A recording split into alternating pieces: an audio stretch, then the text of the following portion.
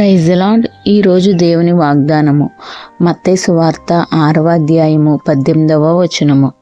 రహస్యమందు చూచుచున్న నీ తండ్రి నీకు ప్రతిఫలమిచ్చును. దేవునికి స్తోత్రం. హల్లెలూయా. రహస్యమందున్న తండ్రి, పరలోకమందున్న తండ్రి మరి నీ ప్రార్థన ఆలకించి నీకు ప్రతిఫలం ఇస్తాడండి.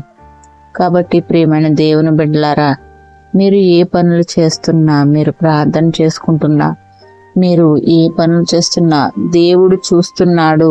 రహస్యమందున్న తండ్రి మమ్మల్ని చూస్తున్నాడు అన్న ఒక ఆలోచనతో మీరు ఉండండి. మనుషులు చూడడం లేదు, మనుషులు చూస్తున్నారు అని అనుకోకండి.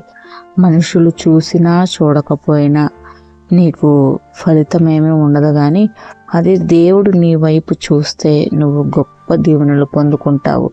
కాబట్టి దేవుని దృష్టికి నువ్వు ఒక పరిశుద్ధుడుగా, పరిశుద్ధురాలుగా కనపరుచుకో.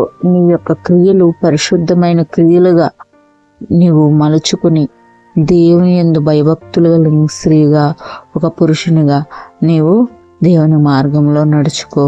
దేవుడు చూస్తున్నాడన్న నమ్మకంతో, విశ్వాసంతో నీవు దేవుని యందు భయభక్తులు కలిగి మరి దేవునికి ప్రార్థన చేసుకుంటూ దేవుని మార్గంలో నడుచుకున్నప్పుడు దేవుడు నీ ప్రార్థనలన్నిటికీ జవాబిచ్చి నీ ప్రార్థనలకు దేవుడు ప్రతిఫలం ఇచ్చి నిన్ను ఆశీర్వదించి దీవిస్తాడు.